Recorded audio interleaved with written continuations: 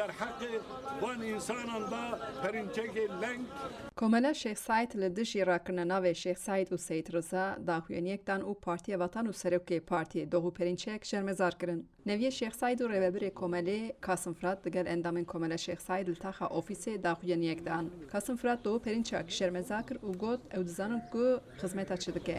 وانا روجا كل بقاي بونجي موان ناس تكل إيرو لسراي نجم وانا ناس تكن أو موظفن أو دخازن لإمحاء إنكار كردان ديسان بدومه أف 7 سالة كردان إمحاء دكن إنكار دكن دالخينن ودكوجن لسري جيان دا دخندخينن لبله داويا وان ناي داويا وي نات يعني برێز فرات هەمبەر هەوڵدانە ڕاکردنە ناوێ کارێ خۆیان حەزرێ خۆیان ژمارە وەها ئانی زمان. Evya mesajekî esrê xwe da perinçek li Diyarbekirê li Amedê tune li Kurdistanê tune heta li Türkiye tune perinçek muwezzef e yani karmendê istixbaratê û quvwetê veşartî ye û ew dixwaze yek tiştekî mesajekî bişîne cîkî û hin tevlihevî çê bike lê bersîva viya jî ew ê bigire kes îtibar nade ji ber ku Şêx Saîd û rêhevalên xwe û Seyid Riza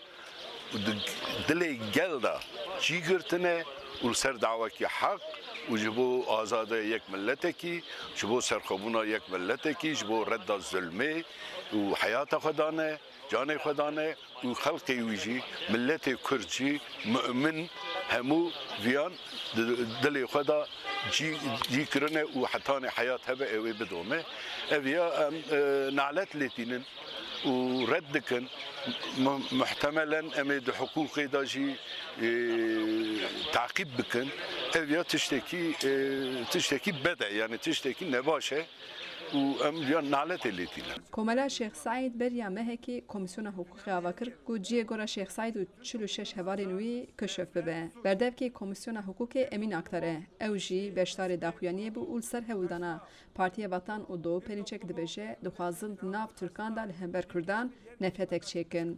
Perinçek dixwaze di nav civaka da nava Türk û Kurdan da nefretekî ava bike.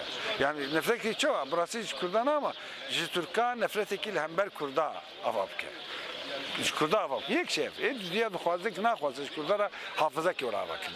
Kurd îro li hafıza xwe dî derkevî. Ji ber çavî tê hafıza xwe dî derkevî li kolanê xwe li kuçeyê xwe kesê hêjayê te min rûmeta te bi ti navê wan bikî nefşe peyra goverin wana ban bihisin wana zamin ki van kesa li vê ser vê axêjiyan devam kirine û têkoşînkî meşandine gava got vêya bihisin naxwaze vêya bihisin bi temamî hafızekî milletekî dixwaze henda bike ji ber wê yekê yani ev vê gotina wê vê tahrîkkirina wî armanca wî yek ew e. کۆمەلە شێخ سعید li dijî helwesta partiyê ew ê dost veke. Xecî Can Farqîn, Deng Amerîka, Amed.